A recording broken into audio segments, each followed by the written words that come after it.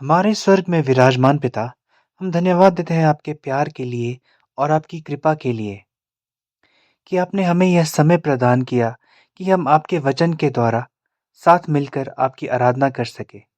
पिता परमेश्वर, हम आपका धन्यवाद करते हैं कि आने वाले हफ्तों में और महीनों में 6 किताबें प्रकाशित होने जा रही है और सारा संसार परमपिता पुरोहिताई के बारे में और मुक्ति के इतिहास में आपके प्रबंधन के बारे में पढ़ पाएगा। परमपिता, हम सच में आत्मिक लेवियों की तरह हो पाए कि जो आपके लोगों को ग्रहण कर पाए कि वे आपके सामने पवित्र किए जाएं। और परमपिता, जैसे हम इस महीने में और अधिक सीखते हैं मुक्ति के इतिहास के प्रबंधन के बारे में पुरोहितों के द्वारा, हम प्रार्थना करते हैं कि सच में पश्चाताप का दिल रख सके, कि हम खुद को आपके सामने प्रस्तुत कर सके और समर्पित कर सके परमपिता, ताकि हम आपके परिवार में सेवा कर सके। पिता, अगर हम में से कोई है जो कठिन परिस्थितियों से जा रहे हैं, चाहे वह आर्थिक रूप से हो या संबंधों में हो या परिवार में, यहाँ तक कि हमारे विश्वास में, हम मांगते हैं परमपिता, हमारे पास यह समय है आराधना करने का आपके वचन के द्वारा, आत्मा में और सच्चाई में। हम आपको सच में अनुभव कर सके और आपकी उपस्थिति को महसूस कर सकें। हम आपके वचन द्वारा दी गई प्रेरणा के माध्यम से यीशु मसीह में मौजूद अनंत जीवन का आनंद लेते हुए अपने स्वयं के आध्यात्मिक पुनरुत्थान में अपने स्वयं के सुधार का अनुभव करने में सक्षम हो सकें। हम आपको बहुत धन्यवाद देते हैं और हम यीशु मसीह के नाम पर प्रार्थना करते हैं। आमीन। तो सभी को सुप्रभात। फेलोशिप के इस समय में सभी के साथ रहना बहुत खुशी की बात है। भले ही हम सभी ज़ूम के माध्यम से मिल रहे हैं, मैं बहुत आभारी हूँ कि हमारे पास यह अवसर है। जैसा कि आप जानते हैं, इस महीने हमारा विषय पुरोहिताई और मुक्ति का इतिहास है। इसलिए यह पुस्तक 6 पर आधारित होगा और आज यदि आप उपशीर्षक देखेंगे तो आप देखेंगे कि यह उस घोषणा से थोड़ा अलग है जो कल जारी की गई थी। मूलतः मैं पुरोहित्य से जुड़े विभिन्न कर्तव्यों के बारे में बात करना चाहता था और मैं आज लेवियों के विशेष कर्तव्यों और अगले सप्ताह याजकों के पास जाने पर ध्यान केंद्रित करना चाहता था। लेकिन जब मैं अध्ययन की तैयारी कर रहा था तो मुझे वास्तव में लगा कि लेवियों की पृष्ठभूमि की समीक्षा बहुत महत्वपूर्ण है। अब आज का अधिकांश संदेश वास्तव में किताबों से आता है क्योंकि यह छठी किताब की तैयारी करता है। इसलिए यह सीधे तौर पर उस जानकारी के बारे में नहीं है जो पुस्तक 6 में है, बल्कि यह उस पृष्ठभूमि के बारे में है जिसके बारे में मुझे लगता है कि वास्तव में इसकी सराहना करना आवश्यक है कि परमेश्वर ने पुरोहिती की स्थापना कैसे की।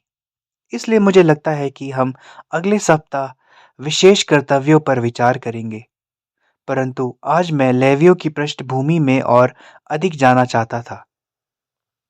अब हमारा आरंभिक वचन पहला इतिहास अध्याय 23 का 24 से 32 है। मैं हर किसी को अपने समय में इसे पूरा पढ़ने के लिए प्रोत्साहित करता हूँ, लेकिन हमारे उद्देश्यों के लिए हम वास्तव में आयत 30 से 32 पढ़ेंगे। इसलिए मुख्य फोकस आयत 32 है। मुझे शीर्षक में आयत 30 और 31 भी डालना चाहिए था, तो यह स्क्रीन पर है। आइए इसे एक साथ पढ़े। तैयार, शुरू करें। और विश्राम दिनों और नए चांद के दिनों और नियत पूर्वों में गिनती के नियम के अनुसार नित्य यहोवा के सब होम बलियों को चढ़ाएं। इस प्रकार वे यहोवा के भवन की उपासना के विषय मिलाप वाले तंबू और पवित्र स्थान की रक्षा करें और अपने भाई हरूनियों के सौंपे हुए काम को चौकसी से करे। और यह परमेश्वर का वचन है। आमीन। इसलिए इस समय दाऊद निर्देश दे रहा है कि हर किसी को क्या करना चाहिए। तो यह तंबू के निर्माण के संबंध में है। दाऊद ने याजकों और लेवियों को इस बात के लिए पुनर्गठन किया था कि वे परमेश्वर की सर्वोत्तम सेवा और आराधना कैसे करें। दाऊद सुलेमान का मंदिर बनाने के लिए यह कह रहा है, और जैसे ही नया मंदिर बनाया जा रहा है और कर्तव्यों को संशोधित किया जा रहा है, दाऊद पहला इतिहास अध्याय 23 आयत 24 से 32 में वह निर्दिष्ट कर रहा है कि लेवी इतने महत्वपूर्ण क्यों हैं, और पद 32 में वह लेवियों के बारे में बात कर रहा है।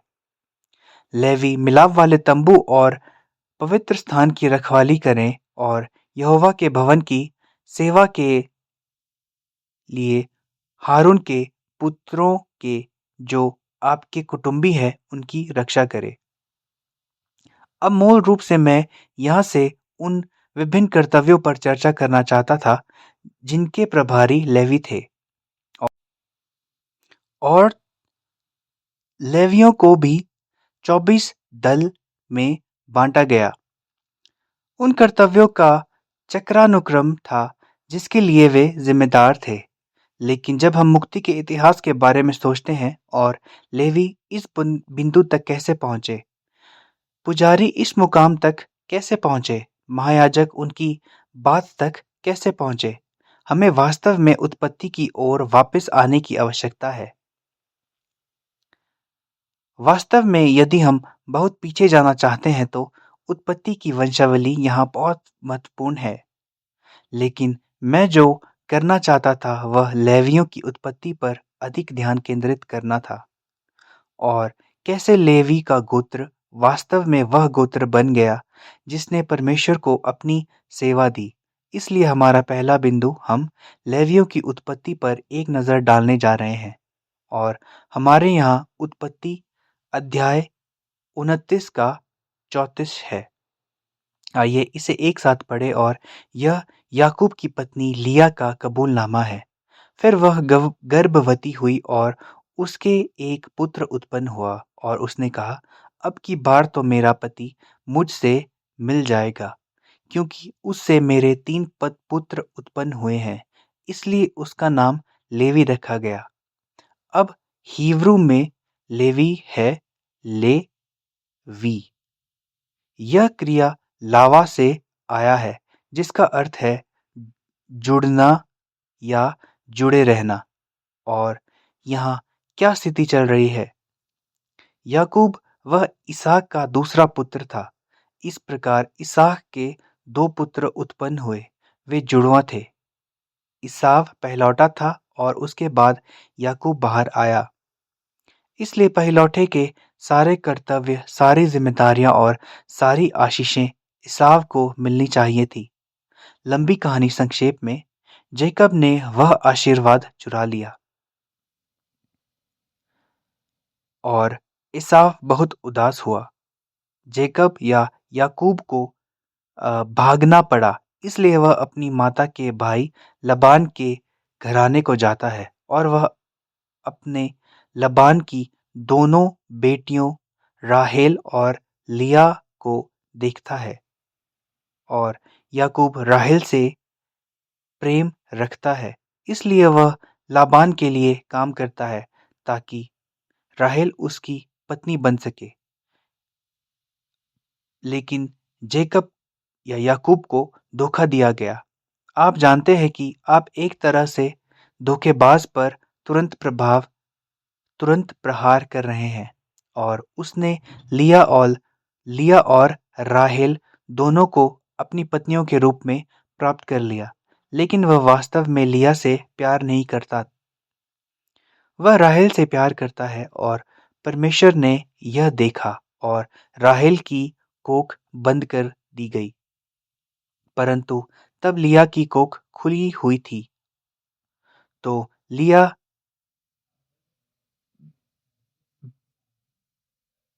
रूबेन को जन्म देती है, और फिर वह शिमोन को जन्म देती है, और फिर वह लेवी को जन्म देती है।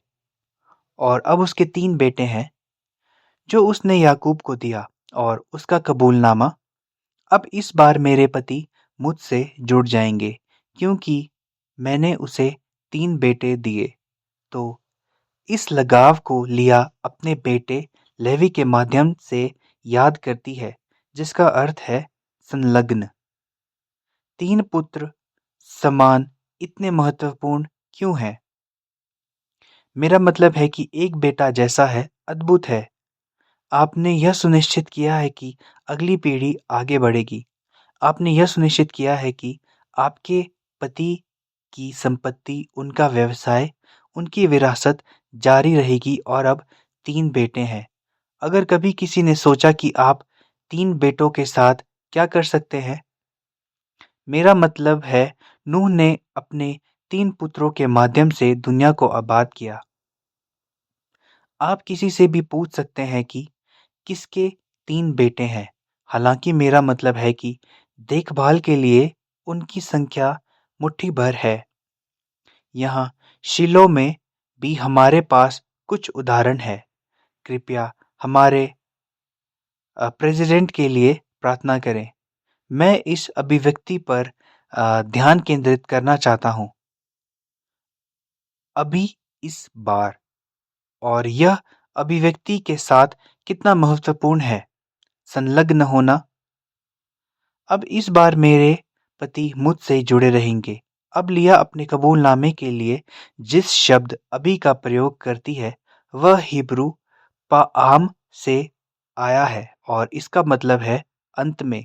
देखिए, यह सिर्फ किसी विशेष क्षण के बारे में बात नहीं कर रहा है, बल्कि किसी कारण से यह क्षण आपके पूरे इतिहास और आपके अतीत में जो कुछ भी हुआ है, उस पर विचार करते हुए किसी कारण से यह क्षण बहुत विशेष है।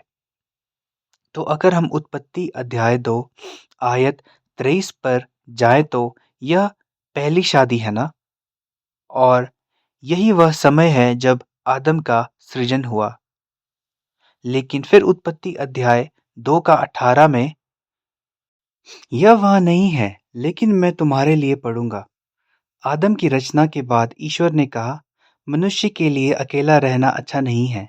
मैं उसके लिए एक उपयुक्त सहायक बनाऊंगा।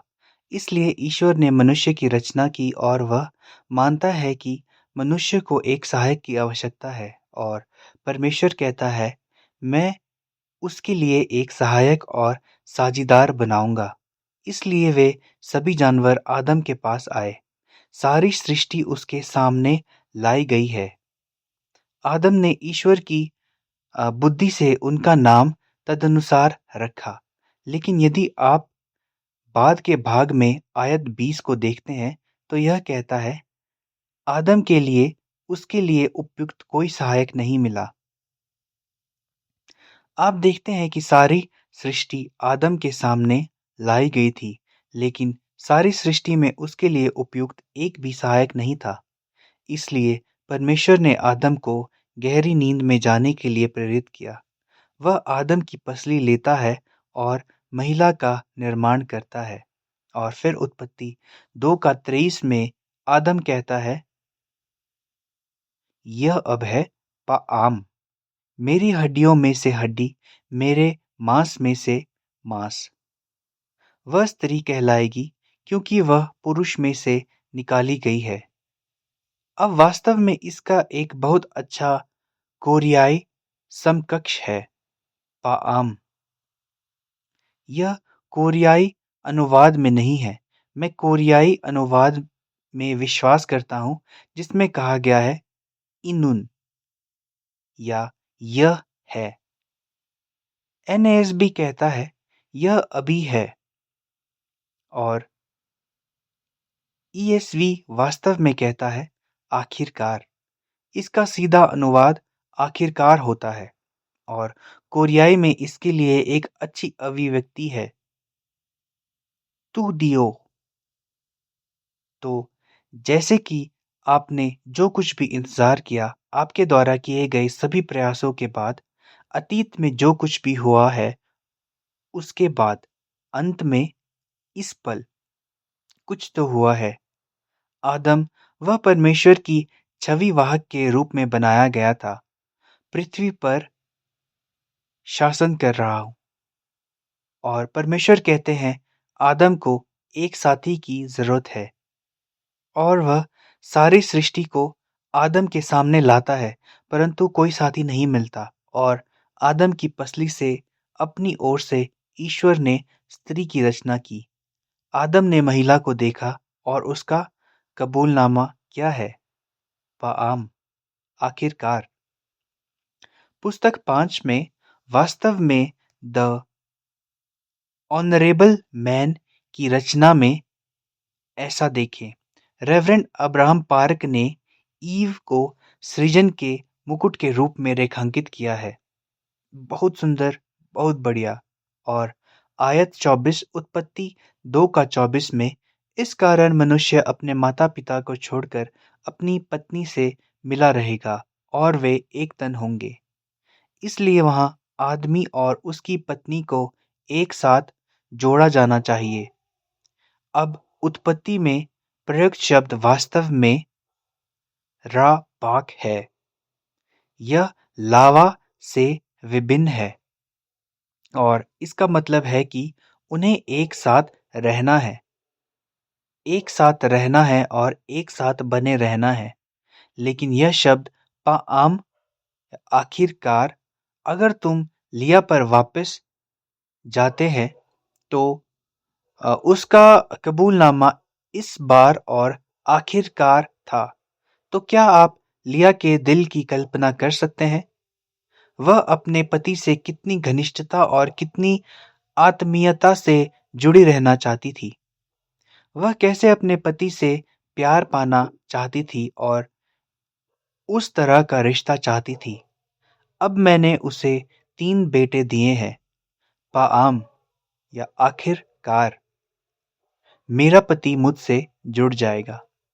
इसलिए उसका नाम लेवी रखा गया। मुझे क्षमा करें, मैं थोड़ा भावुक हो रहा हूं।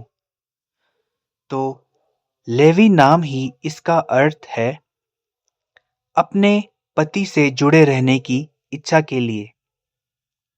जब हम लेवियों को पूजा का प्रबंध करने वाली एक जनजाति के रूप में सोचते हैं ताकि परमेश्वर के लोगों को उसके सामने प्रस्तुत किया जा सके, जो अंततः उन्हें एक साथ जोड़ा जा सकता है। लेवी नाम का यही महत्व है। इसलिए जब हम इस बारे में सोचते हैं कि पौरोहित्य कहाँ से आता है और हम इज़राइल राष्ट्र की उत्पत्ति पर वापस जाते हैं, जिसे परमेश्वर के समक्ष याजकों का पवित्र राष्ट्र माना जाता है और हमें किस प्रकार पूजा करनी चाहिए, इसके कर्तव्य। और ये कर्तव्य लेवी पर तब आते हैं जब उनके मूल स्थान पर वापस आते हैं। अंततः इस समय हमें अपने ईश्वर से जुड़ना चाहिए। मसीह और कलीसिया के बीच आध्यात्मिक संबंध, और जो हम देखते हैं वह लेवी नाम से ही दर्शाया जाता है। तो मुख्य बिंदु नंबर 2, हम लेवियों के समर्पण में जाते हैं। तो हम यह देखने जा रहे हैं कि कैसे लेवी वास्तव में एक जनजाति के रूप में परमेश्वर के सामने पूजा का प्रबंध करने के लिए समर्पित हो गए। और इसके महत्व को समझने के लिए हमें खतने की कुछ पृष्ठभूमि में जाने की जरूरत है। अब खतना उस वाचा का एक चिन्ह था जिसे परमेश्वर ने इब्राहिम के साथ स्थापित किया था। तो उत्पत्ति 17 का 9 से 11, आइए इसे एक साथ पढ़ें। उत्पत्ति 17 का 9, 10 और 11। तैयार हैं? शुरू करें। फिर परमेश्वर ने अब्राहम से कहा, तू भी मेरे साथ बांधी हुई वाचा का पालन करना। तू और तेरे पश्चात तेरे वंश भी अपनी अपनी पीढ़ी में उसका पालन करें। मेरे साथ बांधी हुई वाचा जिसका पालन तुझे और तेरे पश्चात तेरे वंश को करना पड़ेगा, वह यह है, तुम में से एक एक पुरुष का खतना हो। तुम अपनी अपनी खलड़ी का खतना करो और जो वाचा मेरे और तुम्हारे बीच में है उसका यही चिन्ह होगा। अब वाचा का चिन्ह खतना है, तो यह वास्तव में कुछ ऐसा है जो आपके शरीर में बना हुआ है। आप में जो लोग खतने से परिचित हैं उनके लिए एक बार जब आप खतना करा लेते हैं तो खतना रद्द नहीं होता। अब वास्तव में अतीत में कुछ प्रक्रियाएँ हैं, जहाँ वे पूर्व खतना किए गए रूप की नकल करने के लिए इस पुरुष अंग में हेरफेर करने की कोशिश करते हैं और यह प्रक्रिया अस्तित्व में क्यों है? इसके अनेक सांस्कृतिक कारण हैं, लेकिन अनिवार्य रूप से कहें तो एक बार आपका खतना हो जाने के बाद आप खतना रहित नहीं रह जाते हैं। आप इसे पूर्ववत नहीं कर सकते। इसलिए वाचा के संकेत के रूप में एक बार जब संकेत वास्तव में आप पर और आपके शरीर में होता है, तो इसे समाप्त नहीं किया जा सकता। इसलिए यह दर्शाता है कि कैसे परमेश्वर की वाचा अनंत है। यह तुम्हारे और तुम्हारे वंशजों के लिए है। आप इस वाचा को अपनी चमड़ी के शरीर में रखेंगे और वह एक संकेत है। इसलिए खतना की इस भौतिक वास्तविकता के माध्यम से तुम वास्तव में देख सकते हैं कि परमेश्वर का इरादा हमें हमेशा के लिए बनाए रखने का था। यह दिखाता है कि हम कितने अनमोल हैं, कि परमेश्वर आप पर यह निशान कहेंगे जिसे कभी भी पूर्ववत नहीं किया जा सकता है। इस प्रकार तुम सदैव जानते रहोगे कि तुम्हारे साथ किए गए मेरे वादे अवश्य पूरे होंगे, निश्चित ही सच होगा। अब जब आप पीछे मुड़कर इब्राहिम के विश्वास को देखते हैं, तो यहाँ तक कि इसहाक को अर्पित करने की बात तक की इब्राहिम को विश्वास था कि परमेश्वर अभी भी अपने वादों के प्रति सच्चा होगा। उसके पास एक बहुत ही भौतिक अनुस्मारक है कि वे वादे सच्चे होंगे। अब इस दिन और युग में विशेषकर नई वाचा में महत्व खतना के शारीरिक कार्य पर इतना नहीं है, लेकिन खतना वाचा का क्या प्रतिनिधित्व करता है। इसलिए नए नियम में खतना के महत्व को वास्तव में बपतिस्मा से बदल दिया गया है। इंजलवादी जोआना और मैं हम पिछले दिनों बपतिस्मा के बारे में बात कर रहे थे। हमारे शाखा चर्च में से एक ने यदि संदर्भ के लिए प्रमाण पत्र के शब्दों और शैली के बारे में पूछा था, जिसका उपयोग हम बपतिस्मा लेने वाले लोगों को पहचानने के लिए करते हैं, जिनका बपतिस्मा लेने के लिए आध्यात्मिक रूप से खतना किया गया है। और हम इस बारे में बात कर रहे थे कि बपतिस्मा की घटना कितनी महत्वपूर्ण है और प्रमाण पत्र जैसी कोई चीज़ भी कितनी महत्वपूर्ण और सार्थक होगी, क्योंकि यह उन दिनों को इंगित करता है। अंततः अब कलीसिया के एक सदस्य को वाचा समुदाय में स्वीकार किया गया है। और क्या किसी का जन्म किसी विश्वासी परिवार में हुआ है और उसे शिशु के रूप में बपतिस्मा दिया गया, या क्या किसी ने नए सदस्य के रूप में मसीह को स्वीकार किया है और वाचा समुदाय में स्वीकार किया गया है, या अब एक वयस्क सदस्य के रूप में जिसका बपतिस्मा एक शिशु के रूप में हुआ था, लेकिन अब आप जिस समुदाय में हैं, वहाँ वाचा के वादों की पुष्टि कर रहे हैं। बपतिस्मा बहुत ही महत्वपूर्ण है और इसका कारण यह है कि यह ईश्वर की अनंत वाचा से जुड़ा हुआ है, जिसे पुराने नियम में खतना के माध्यम से व्यक्त किया गया था। तो आइए कुलस्सियों अध्याय 2 पद 11 और 12 पर एक नज़र डालें। उसी में तुम्हारा ऐसा खतना हुआ है जो हाथ से नहीं होता, अर्थात मसीह का खतना, जिससे शारीरिक देह उतार दी जाती है और उसी के साथ बपतिस्मा में गाड़े गए और उसी में परमेश्वर की सामर्थ पर विश्वास करके, जिसने उसको मरे हुओं में से जिलाया, उसके साथ जी भी उठे। अब हमारे पास खतना और बपतिस्मा के संबंध में कुछ अलग अवधारणाएं हैं, जिन्हें हमें समझने की आवश्यकता है। इसलिए पुराने नियम में खतना है जिस पर हमने चर्चा की थी, और वह यहाँ बपतिस्मा से जुड़ा है। इसलिए हमारा संबंध खतना और बपतिस्मा से है। लेकिन जब हम बपतिस्मा के बारे में सोचते हैं, तो एक और अवधारणा होती है जिसे हमें इसके साथ जोड़ने की आवश्यकता होती है, और वह है पुनरुत्थान। तो यही कारण है कि खतना महत्वपूर्ण है। यह मसीह के खतना द्वारा शरीर को हटाना है। इसलिए जब आप मसीह को स्वीकार करते हैं, जब बपतिस्मा समारोह में पाप स्वीकारोक्ति होती है, क्या आप मसीह को अपना प्रभु और उद्धारकर्ता स्वीकार करते हैं?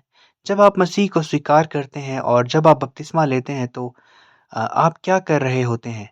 आप कह रहे हैं कि देह की सीमाएँ अब आप पर हावी नहीं रहती, मृत्यु की सीमाएँ अब आप पर हावी नहीं होंगी। इस प्रकार तुम बपतिस्मा में मसीह के साथ गाड़े जाओगे और तुम उसके साथ बड़े हुए हो। तो यह खतना का आध्यात्मिक महत्व है।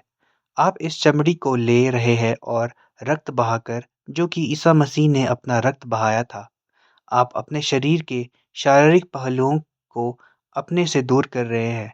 आप आध्यात्मिक रूप से मसीह में आ रहे हैं और अब तुम्हें अनंत जीवन का वादा मिलता है यीशु मसीह के पुनरुत्थान के माध्यम से। और इस प्रकार बपतिस्मा खतना से जुड़ा हुआ है और पौलुस कुलसियों को लिख रहा है कि तुम्हें बपतिस्मा में मसीह के साथ दफनाया गया है। अब आप पुनर्जीवित हो गए हैं और यह तुम्हारा खतना है, बिना हाथों का खतना। इसलिए हम देख सकते हैं कि खतना उस वाचा के संकेत के रूप में है जिसका वादा परमेश्वर पुराने नियम में कर रहे हैं। आज हमारे लिए यह मुक्तिदायक ऐतिहासिक महत्व है जिसे हम अब बपतिस्मा के माध्यम से व्यक्त करते हैं। अब कुछ लोग सोच रहे होंगे कि मैंने बपतिस्मा के बारे में विदेश में किसी और के साथ बातचीत की थी। यह ऐसा है जैसे क्या आपको वास्तव में बपतिस्मा समारोह आयोजित करने की आवश्यकता है? और यहाँ तक कि हमारे जिलों में कलीसिया में कुछ लोग ऐसे हैं जो मसीह को बहुत बाद में प्राप्त करते हैं और शायद यह एक ऐसी स्थिति है जहाँ वे अपनी मृत्यु शैया पर हैं और वे बपतिस्मा समारोह से गुजरना चाहते हैं। जैसे क्या आपको मुक्ति के लिए बपतिस्मा के भौतिक समारोह की आवश्यकता है? त्वरित जवाब है नहीं। और कारण यह हो सकता है कि यह इतनी बड़ी बात क्यों है। मैं उदाहरण के तौर पर विवाह समारोह का हवाला दूंगा। क्या आपको वास्तव में यह दर्शाने के लिए विवाह समारोह की आवश्यकता है कि आप शादीशुदा हैं? शायद नहीं, लेकिन यह इतना महत्वपूर्ण क्यों है? मेरा मतलब है कि महिलाएं विशेष रूप से कह सकती हैं, ओह, आपको एक समारोह करना होगा। लेकिन कलीसिया के दृष्टिकोण से विवाह समारोह इतना महत्वपूर्ण क्यों है? क्योंकि आप इस संघ में भाग ले रहे हैं और इसे अ, मंडली के सामने या कलीसिया के सामने सार्वजनिक कर रहे हैं। समस्त वाचा समुदाय का यह मानना है कि अब आप पुरुष और पत्नी हैं और तूने ये मन्नतें परमेश्वर के सामने प्रकट की है। तो हमारे युवाओं के लिए विवाह से पहले यौन संबंध रखने की धारणा है और आजकल युवाओं के बीच यह तर्क है, यह ऐसा है जैसे हम पहले ही सगाई कर चुके हैं और हम पहले ही खुद को एक दूसरे के प्रति प्रतिबद्ध कर चुके हैं और हम एक दूसरे के प्रति वफादार रहेंगे। भले ही हमारी शादी ना हुई हो, फिर भी यौन संबंध बनाने में क्या बुराई है, जबकि हम पहले से ही इसके लिए प्रतिबद्ध हैं। और इसका एक उत्तर यह है कि आपने यह सार्वजनिक समारोह नहीं किया है।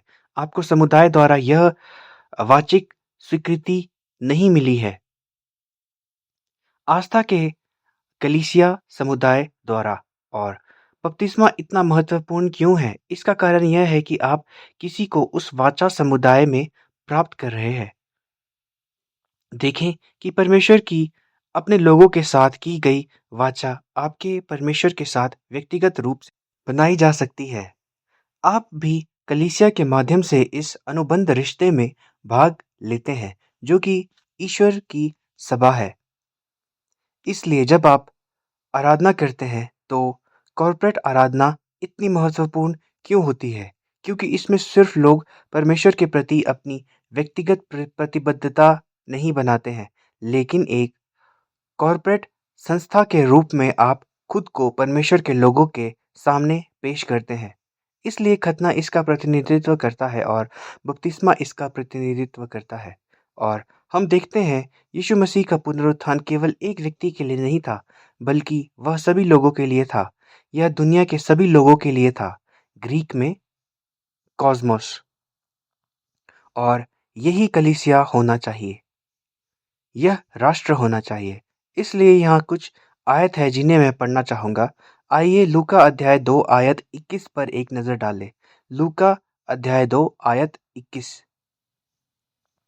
और यहाँ बात हो रही है ईसा मसीह के जन्म की। जब 8 दिन पूरे हुए और उसके खतने का समय आया, यहूदी परंपरा में 8 दिन के बाद आप अपने बेटे का खतना करते हैं, तो उसका नाम यीशु रखा गया।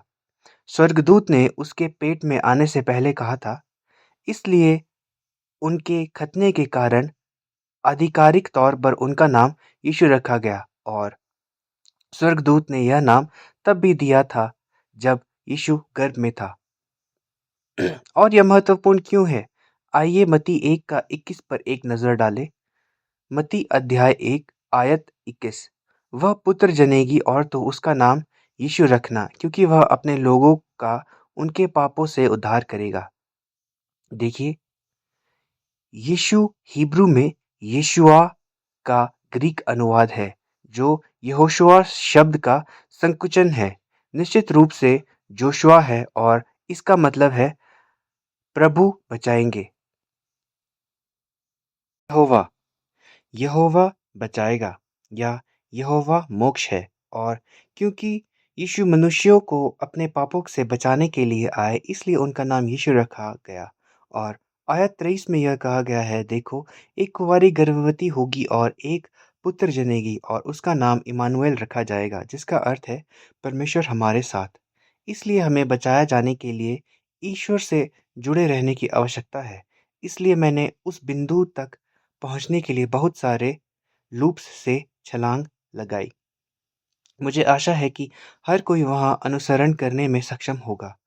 अब यह सब कवर करने के बाद आइए मैथ्यू अध्याय 3 आयत 13 से 17 पर एक नज़र डालें। मत्ती अध्याय 3 आयत 3 से 17।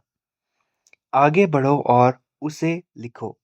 यह वह दृश्य है जहाँ यीशु अब बपतिस्मा ले रहे हैं और यूहन्ना वास्तव में यूहन्ना बपतिस्मा देने वाले को भ्रमित कर रहा था। वह ऐसा था कि तुम ही हो, मुझे आपके द्वारा बपतिस्मा लेने की आवश्यकता है। तुम ही आत्मा से बपतिस्मा देते हो। मुझे आपके द्वारा बपतिस्मा लेने की आवश्यकता है। आप बपतिस्मा लेने के लिए मेरे पास क्यों आ रहे हो? यूहन्ना बपतिस्मा देने वाले के पास बहुत सारे प्रश्न थे और यीशु का उत्तर क्या था? इसलिए यदि आपके पास बाइबल है तो मैथ्यू अध्याय 3 आयत 15 की ओर रुख करें। यीशु ने उसको यह उत्तर दिया, अब तो ऐसा ही होने दे, क्योंकि हमें इसी रीति से सब धार्मिकता को पूरा करना उचित है। तब उसने उसकी बात मान ली। देखिए, यीशु को बपतिस्मा देने के लिए आवश्यकता थी, क्योंकि यह सभी धार्मिकता को पूरा करने के लिए उपयुक्त है। यीशु ने आधिकारिक तौर पर अपना सार्वजनिक सेवा शुरू करने से पहले बपतिस्मा लिया था।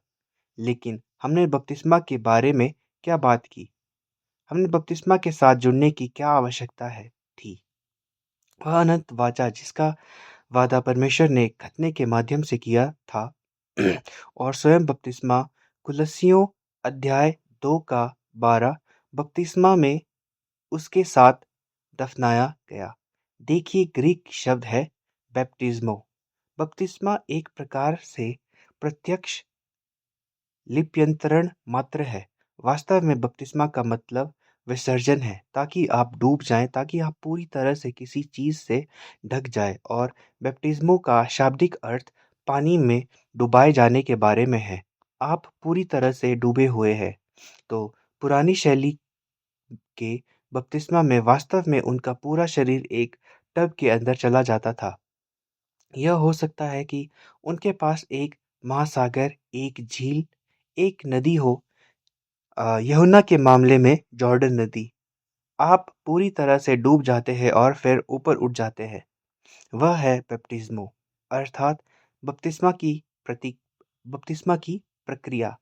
लेकिन कुलस्सियों अध्याय 2 का 12 को देखें और उसी के साथ बपतिस्मा में गाड़े गए और उसी में परमेश्वर की सामर्थ पर विश्वास करके जिसने उसको मरे हुओं में से जिलाया, उसके साथ जी भी उठे। इसलिए जब यीशु अपनी सेवा, अपना जन्म शुरू कर रहे हैं, उसके खतने के समय से उसे यीशु कहा गया।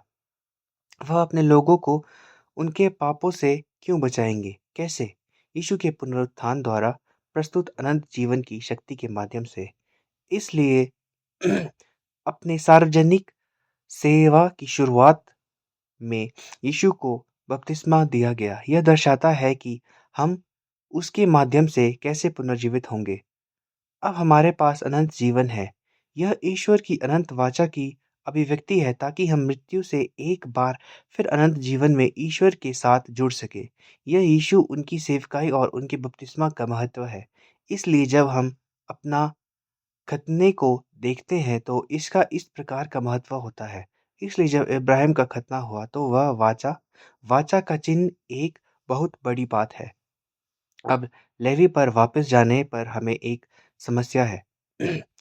खतना ने यहूदी लोगों को परिभाषित किया। खतना ने इब्राहिम और उसके वंशजों को परिभाषित किया। हम जानते हैं क्यों। यदि हम अब इब्राहिम के आध्यात्मिक वंशज हैं, क्योंकि हम यीशु मसीह में विश्वास करते हैं। गलातियों अध्याय 3 आयत 7 और 29 कृपया इसे संदर्भ के रूप में रखें। अब हमें विशेष रूप से लेवी के साथ एक समस्या है। याकूब के समय में उसने लबान का घर छोड़ दिया और वह वापस आ रहा है, लेकिन वह शकेम में बस गया है। उसकी एक बेटी दीना है और लंबी कहानी संक्षिप्त, शकेम इस भूमि के राजकुमारों में से एक है। इस प्रकार हमारे पास शकेम भूमि है और हमारे पास एक व्यक्ति शकेम है। वह दीना को देखता है और उससे जुड़ जाता है। ठीक है, तो अब हमारे पास यह लगाव है। वह इसके साथ बलात्कार करता है और उसका उल्लंघन करता है। और अब यह प्रस्ताव शकेम के लोगों और याकूब के पुत्रों के बीच है। वे कहते हैं, देखो, हमारे साथ एक हो जाओ और हम एक संयुक्त लोग बने। तुम हमारी बेटियों से शादी करो और हमें तुम्हारी बेटियों से शादी करने दो। इस समुदाय में हमारी संपत्ति एक दूसरे की हो जाए। और याकूब के पुत्र बहुत परेशान हैं। वर्ष के विवरण के अंतर्गत वे इस बात से काफी परेशान हैं कि दीना का इस तरह से उल्लंघन किया गया है। लेकिन फिर उन्होंने आगे प्रस्ताव रखा। हम इसे उत्पत्ति 34 का 13 से 17 में देखते हैं और मैं बस कुछ आयत ही पढ़ूंगा। तो उत्पत्ति 34 आयत 14। मैं आयत 13 से शुरू करूंगा। तब यह सोचकर कि शकेम ने हमारी बहन दीना को अशुद्ध किया है, याकूब के पुत्रों ने शकेम और उसके पिता हमोर को छल के साथ यह उत्तर दिया, हम ऐसा काम नहीं कर सकते कि किसी खतना रहित पुरुष को अपनी बहन दे, क्योंकि इससे हमारी नामधराई होगी। वे वास्तव में जो कह रहे हैं वह असत्य नहीं है। वे वास्तव में कुछ सच कह रहे हैं। खतना से इब्राहिम के वंशजों को परमेश्वर के अनुबंधित लोगों के रूप में परिभाषित किया। जिस किसी का भी खतना नहीं हुआ है वह इस वाचा समुदाय का हिस्सा नहीं है, तो वे अपने ही परिवार के किसी सदस्य को शादी में कैसे दे सकते हैं? अब ध्यान रखें कि दीना का उल्लंघन किसी ऐसे व्यक्ति द्वारा किया गया था जो खतना रहित था। इसलिए वाचा समुदाय के बाहर से किसी ने वाचा समुदाय के भीतर से किसी का उल्लंघन किया। और अब भी जब हम इसके बारे में सोचते हैं तो हम यह तर्क भी दे सकते हैं कि उसका गुस्सा जायज़ है, परंतु भले ही वे सत्य के बारे में कुछ बोल रहे हों, बाइबल वास्तव में कहती है कि उन्होंने कपटपूर्वक उत्तर दिया। और ऐसा क्यों है? इसलिए वे उत्पत्ति 34 आयत 13 से 17 में कहते हैं, तुम खतना रहित हो और यदि तुम अपना खतना नहीं कराते हो, हम इस संपूर्ण विवाह की बात पर सहमत नहीं हो सकते। हम सभी उठेंगे और चले जाएंगे। और वे अपने संदेश में बहुत चालाक थे। तो आयत 25 से 31 तक शुरू करके हम देखते हैं कि लोग वास्तव में खतना कराते हैं, लेकिन खतना कोई सुखद प्रक्रिया नहीं है।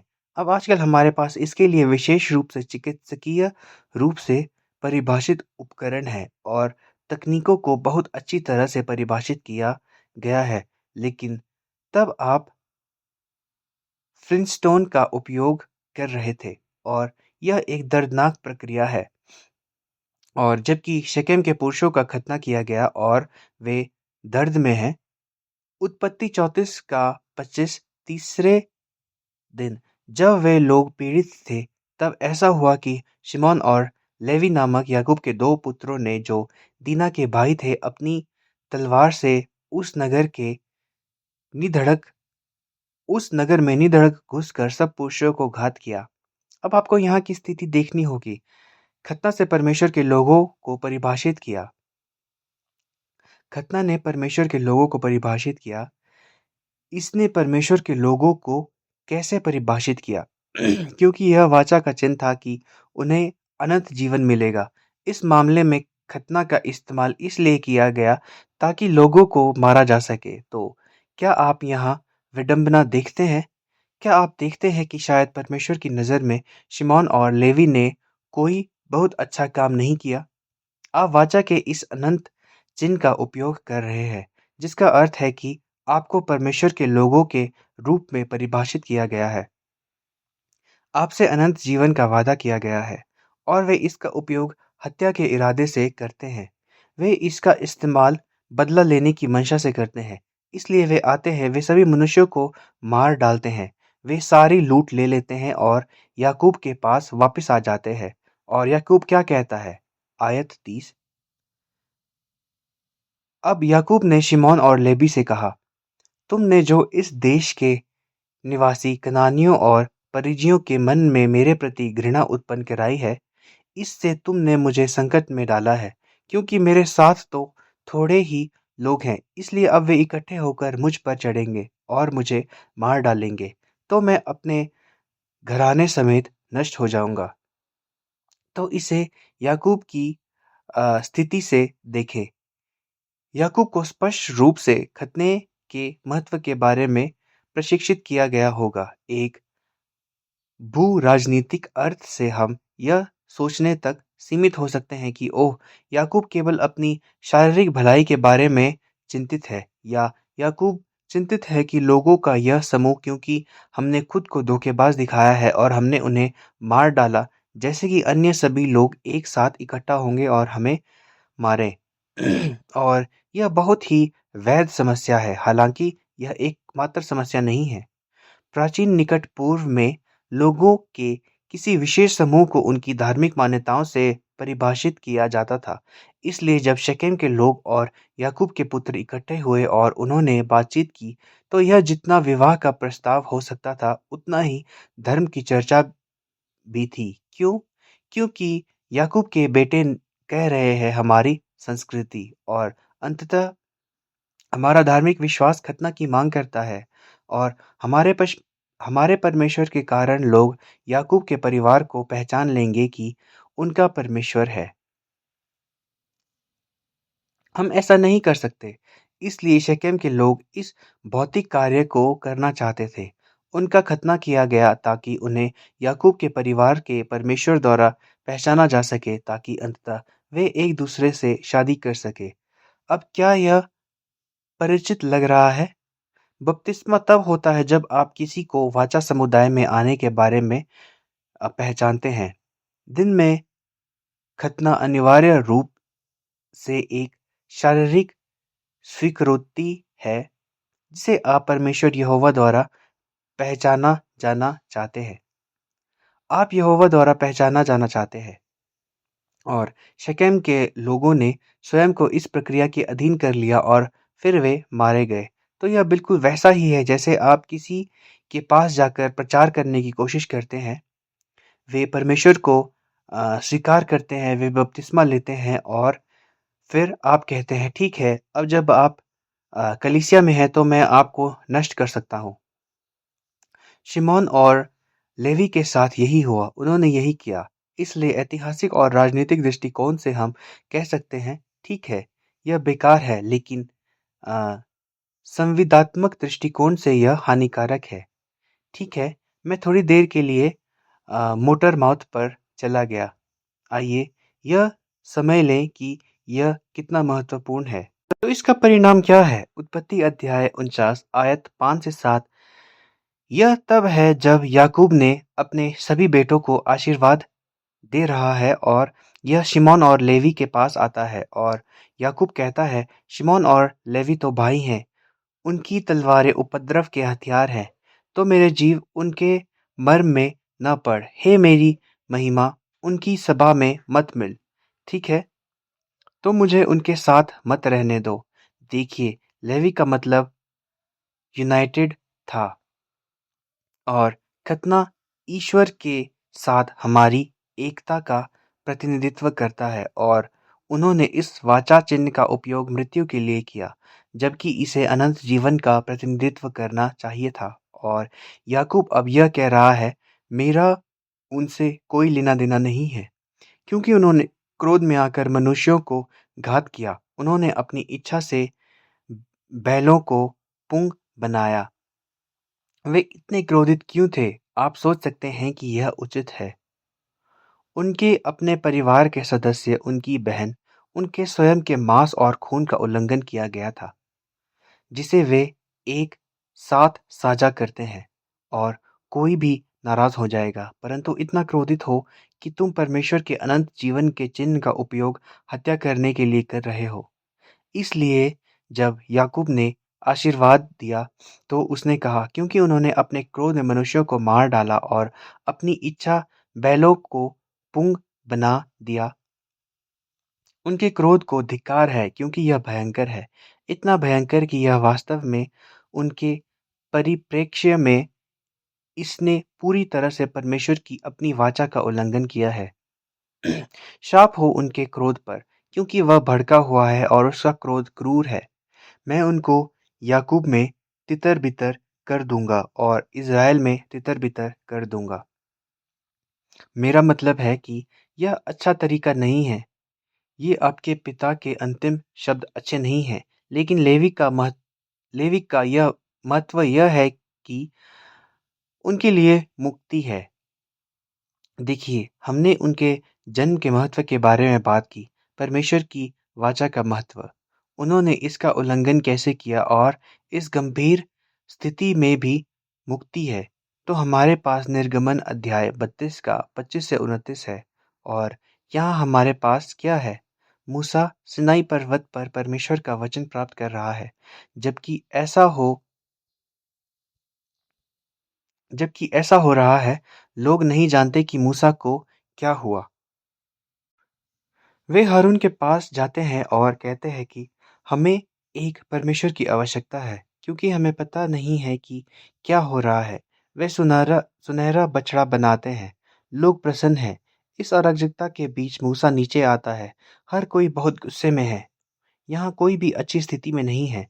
अब मूसा ने लोगों को उनके लूचपन में देखा। वह देखता है कि लोग पूरी तरह से परमेश्वर की इच्छा के विरुद्ध जा रहे हैं। ऐसा कहा जा सकता है कि वे परमेश्वर के अशोभनीय लोग हैं और निर्गमन अध्याय 32 आयत 25 का 29 को संदर्भ के रूप में लिखें। मुझे इस पद 26 से मुझे पद 26 से पढ़ने दीजिए। उनको निरंकुश देखकर मूसा ने छावनी के निकास पर खड़े होकर कहा, जो कोई यहोवा की ओर का है, वह मेरे पास आए। तब सारे लेवी उसके पास इकट्ठा हुए। उसने उनसे कहा, इज़राइल का परमेश्वर यहोवा यूँ कहता है कि अपनी-अपनी जाँघ पर तलवार लटकाकर छावनी के एक निकास के दूसरे निकास तक घूम-घूम कर अपने भाइयों, संगियों और पड़ोसियों को घात करो।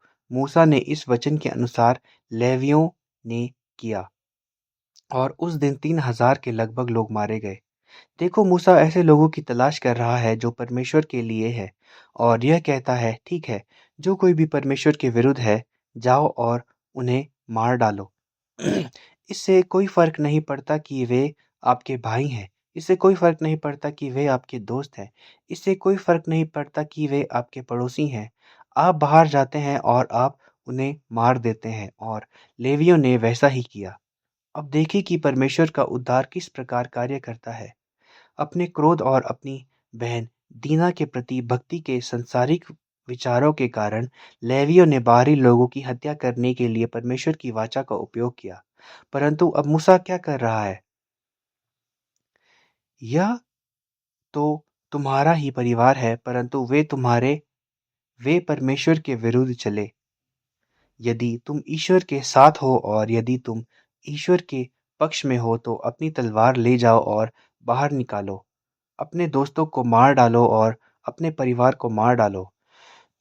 और फिर आयत 29 में फिर मूसा ने कहा, आज के दिन यहोवा के लिए अपना याजक पद का संस्कार करो, वरन अपने अपने बेटों और भाइयों के भी विरुद्ध होकर ऐसा करो जिससे वह आज तुमको आशीष दे।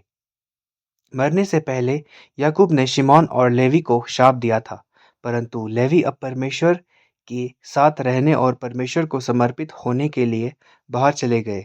उन्होंने अपने ही परिवार को मार डाला और परिणाम क्या है? ताकि परमेश्वर आज तुम्हें आशीष दे। इसलिए अपने आप को समर्पित करें। इसलिए यहाँ हिब्रू में समर्पित शब्द माँ ले है और इसका अर्थ है किसी चीज से भरा होना। और इसका उपयोग कैसे किया जाता है? निर्गमन अध्याय 38 का 3 में यह उस समय के बारे में बात कर रहा है जब वे याजकों के लिए वस्त्र तैयार कर रहे थे। पद 3 में, और जितनों के हृदय में बुद्धि है, जिनको मैंने बुद्धि देने वाली आत्मा से परिपूर्ण किया है, उनको तू हारून के वस्त्र बनाने की आज्ञा दे कि वह मेरे निमित्त याजक का काम करने के लिए पवित्र बने। पुस्तक 6 में यह महायाजक के वस्त्रों के लिए समर्पित एक खंड है और बनाए गए परिधानों का बहुत महत्व है। लेकिन इन वस्त्रों को बनाने में निर्गमन अध्याय 38 आयत 3 कहता है कि कुशल लोगों को भर दिया गया था।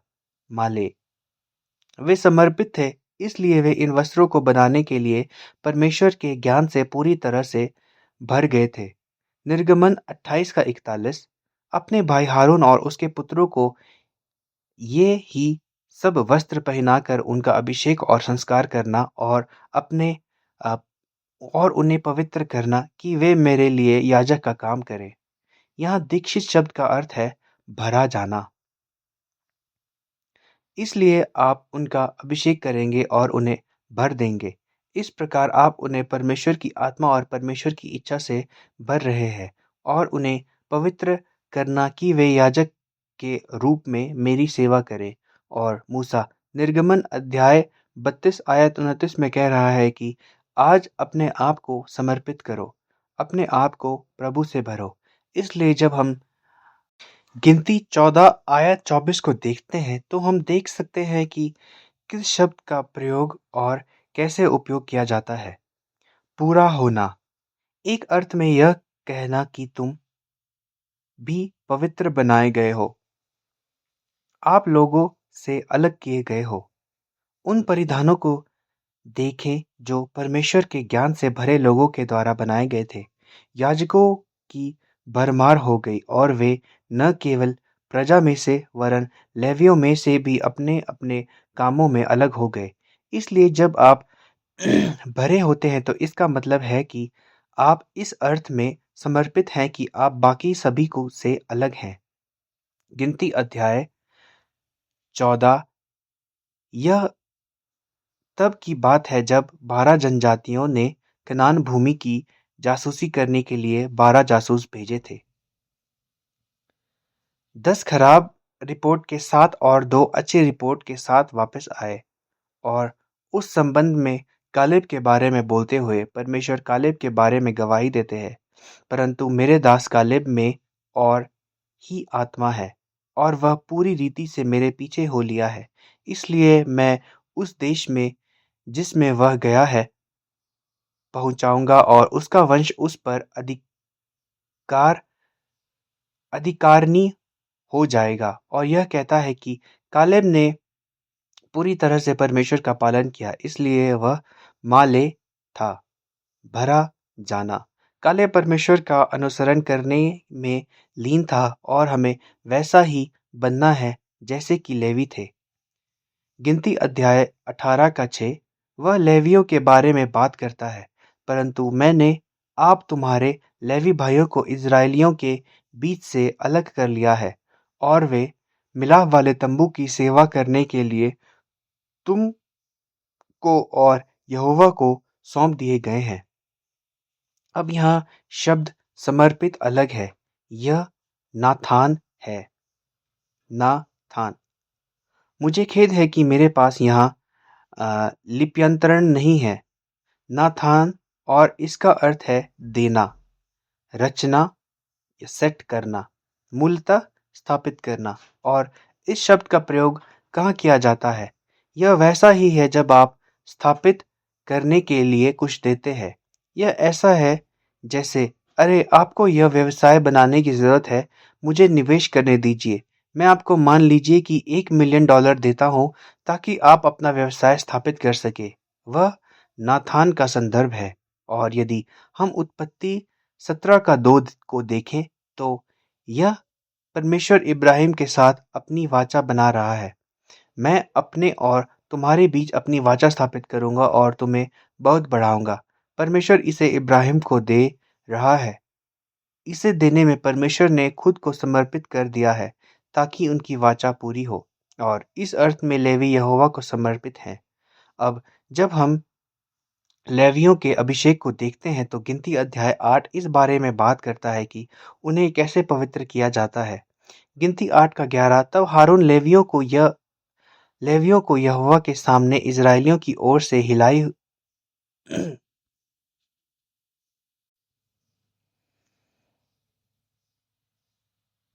हुई भेंट करके अर्पण करे कि वे यहोवा की सेवा करने वाले ठहरे। आयत 14, इस प्रकार तू उन्हें इज़राइलियों में से अलग करना और वे मेरे ही ठहरेंगे। और जब तू लेवियों को शुद्ध करके हिलाई हुई भेंट के लिए अर्पण कर चुके उसके बाद वे मिलाप वाले तंबू संबंधी सेवा टहल करने के लिए अंदर आया करे। हिलाई हुई भेंट क्या है? इसलिए आमतौर पर एक हिलाई हुई भेंट में आप इसे इस तरह से लहरा रहे हैं। और इसका क्या मतलब है? आपके पास जो कुछ भी है, आप उसे सबसे पहले परमेश्वर के सामने पेश कर रहे हैं और परमेश्वर आपको आशीर्वाद दे रहे हैं। इसलिए अपनी भेंट के साथ आप इसे पहले परमेश्वर के सामने पेश करते हैं और परमेश्वर आपको आशीर्वाद दे रहे हैं। वह एक हिलाई हुई भेंट है और परमेश्वर कह रहे हैं कि लेवियों को हिलाई हुई भेंट के रूप में उपस्थित करो। यह सब कुछ पुस्तक 6 में है। और इस प्रकार लेवी अलग हो जाएंगे और लेवी मेरे हो जाएंगे। गिनती 18 का 14 और पद 15, इसके बाद लेविया मिलाप वाले तंबू की सेवा टहल करने को भीतर जाए।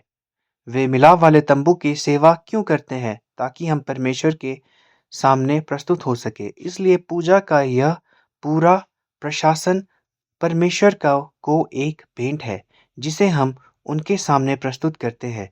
लेकिन फिर उस आराधना का प्रशासन परमेश्वर ने हमें दिया है ताकि हम फिर से उनके साथ एकजुट हो सके।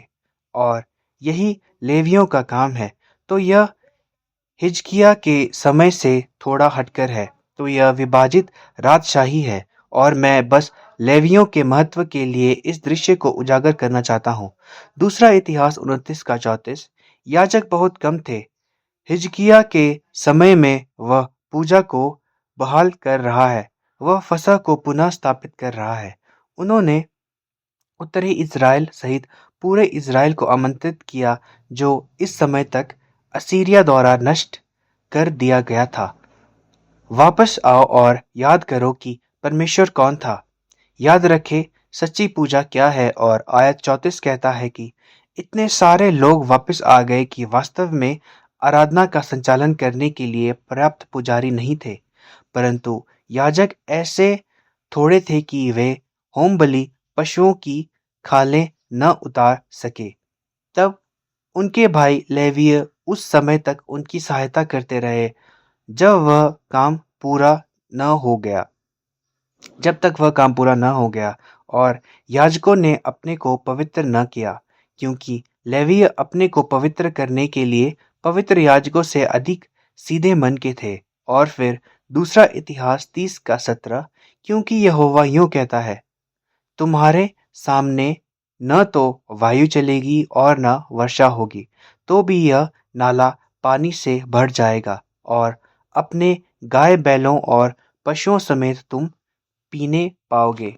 देखिए, वहाँ पर्याप्त कर्मचारी नहीं थे, वहाँ पर्याप्त पुजारी नहीं थे। अब हम सभी आध्यात्मिक लेवी हैं।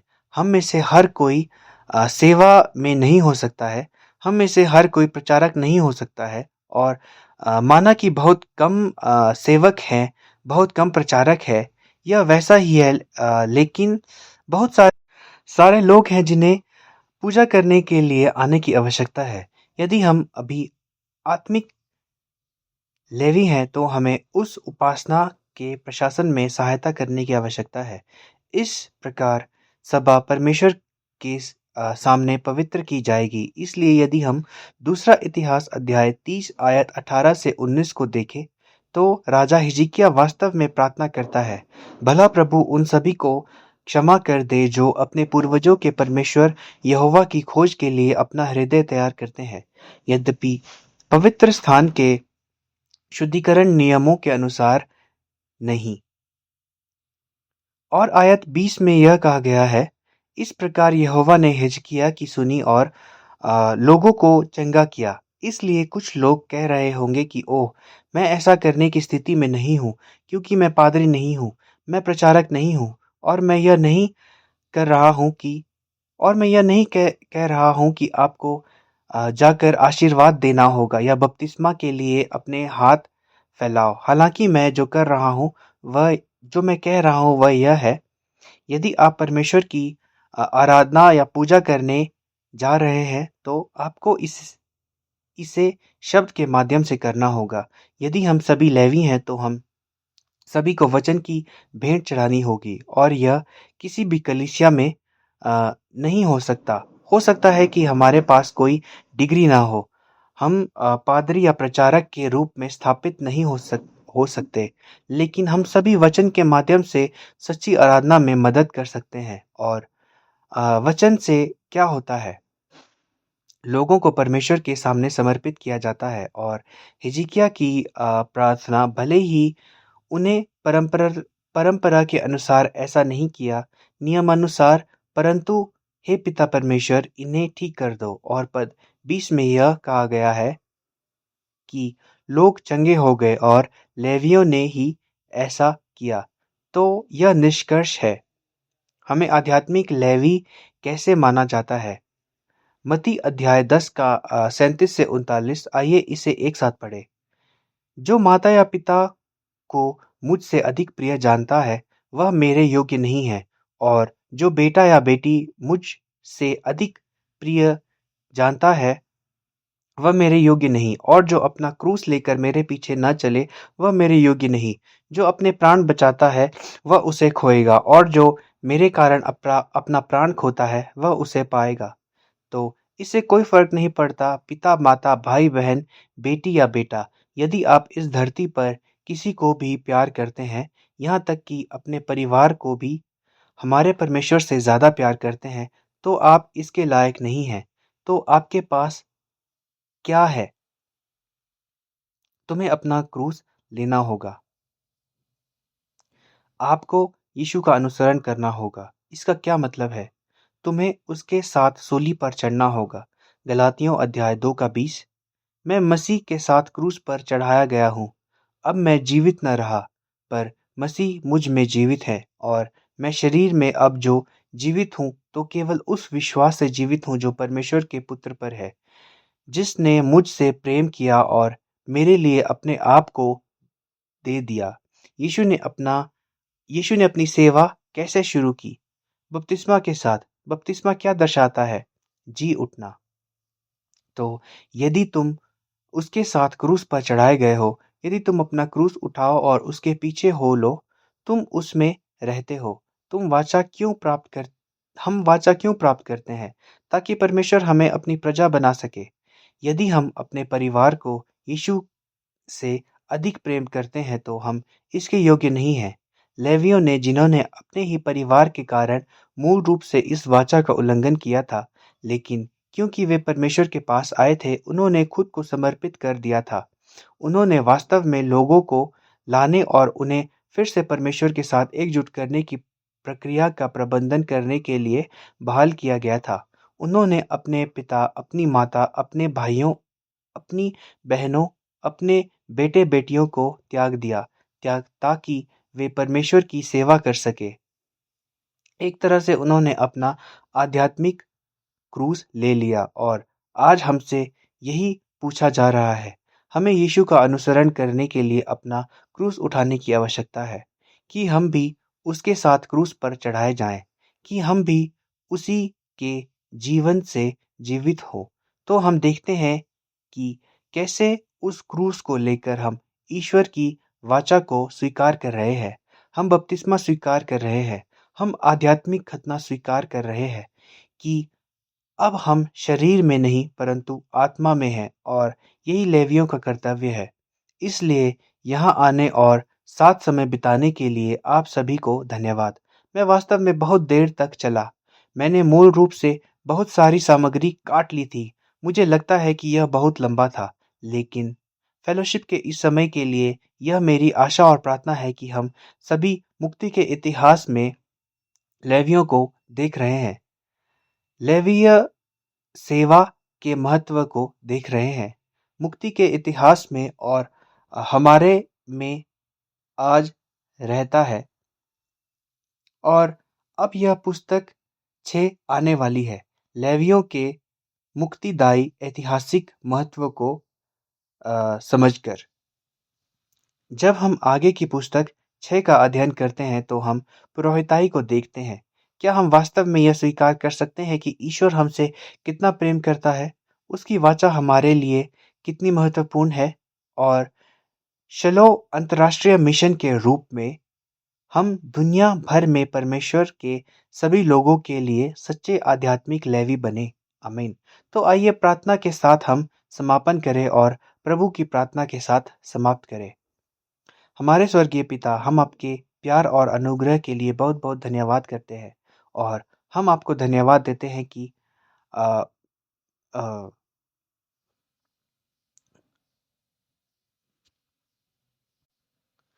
मुक्ति का इतिहास श्रृंखला के इतिहास के माध्यम से हम अप आपने हमें शब्दों की समझ प्रदान की है, इसलिए कि हम सचमुच आपकी आराधना करें पिता।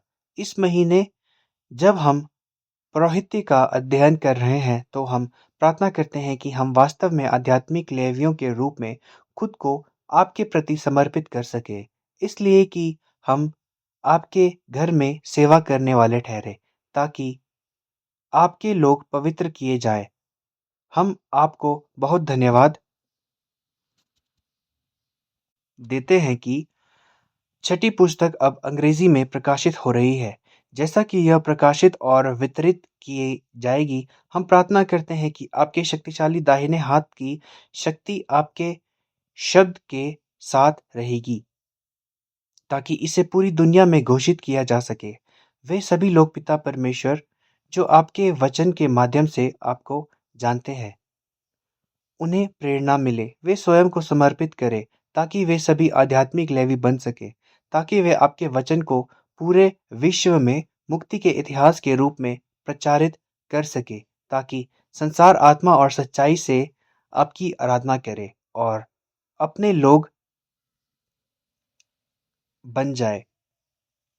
क्या हम पिता परमेश्वर को समझ सकते हैं कि यह आपकी वाचा है जो आपने हमें दी है, ताकि हम आपके साथ रहें और आपके साथ एकजुट रहें और हम में यह दृढ़ विश्वास हो कि हम आस्था के जीवन में जी रहे हैं और यीशु मसीह का अनुसरण कर रहे हैं।